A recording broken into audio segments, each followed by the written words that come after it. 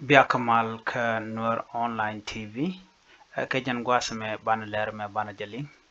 ler bu kon radio de ke jan kor gwasan pai wentama chang welkel ka pai kel ron kin dang ro wi jan dang ro dich chang welkel ka pai kel ron kin dang ro jan dang ro wi dich chala no te ke ren yal mi pen ren yal ma penere wi cha ka kinya jan dan ban ro ke kwide ren yal mo cha pen ka pena ke yaka ka kinya ke jan kor minin da paiwa ke tak paiwa alar ban kulin gwasa me ta dana ce tuwa kuja chala do te karen yal mishi yak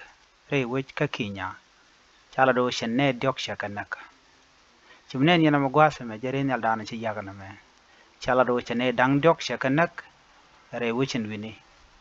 ne diok to chala do shikaliu ren yal ce yak ka do brana chalat keje wajen ren yal matot ci ren yal madi lo helicopter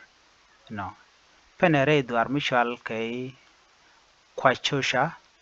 kwashosha reide kire reag mishal ke kwashosha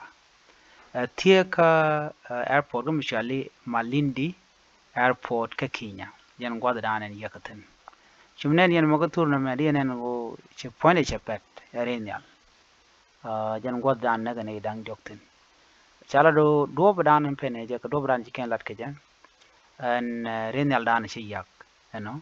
wajen che togono nyure cho na cho pene ke che na che yak wina mi che na te ke pima wajen ta cho pen ko che ben ka pin no gwada dan pene chala do shoram kel ke ne dang rotin ko ne che pene ka shoram kel li cho jomo ka bonni gwada mo ka shu ye de cho jen cho rar den cho nyago nang dol wal ko do brana shala ke je chala do ren yala mo ne de kontre de chala do tinne dang dok tigrede ram kele ger ren yal ka dol dul gor dang ro titrede kan dol ton dong ne ti nyai kene ka dioje ka do bran dikan lat keje man chala long chala yo chene dang dok shekanak no chala bano kene ti kene dang dok titrede ko shi mal barar gwal dana kan ren yal kan ni yak men ci ren yal te yak ke gwal dana kan pet ko jen chapet ke chawang ka pen dana pen geje ko ngai konen wo ren yal med reide jat dana la jat ren yal jat la mala pet miche tegari miche tuo ci nala mo jen pen ji pen geje ka shona cho mo ko boni re kon je pen ga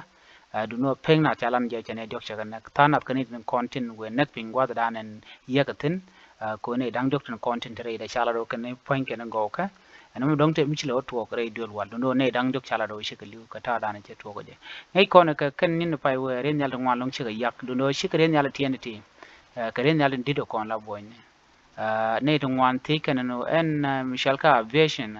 ke ren yal kono gar kana ka ngum shi to ka me yak mon la kan mala yak gwi ge no ren yal tan yan shi dong ke shi run ken shi ko wo dong je dana yar ka ke ja ko bi ke yak no charoj mo cha jalat jandana goro de nyala ya kel ke jen kwire nal dana ci yagre wicha kana ro be kinya re duara ci kon churi lingwasa me ichwal ke kwa shosha re game kwa shosha jere ga danan ci re nyal mo ci yakten ka tane dang jok shakanak mi jiram jidit kan waro 90 channel gor subscribe ko lar tin konen be kan jamala ci kuje biata kamal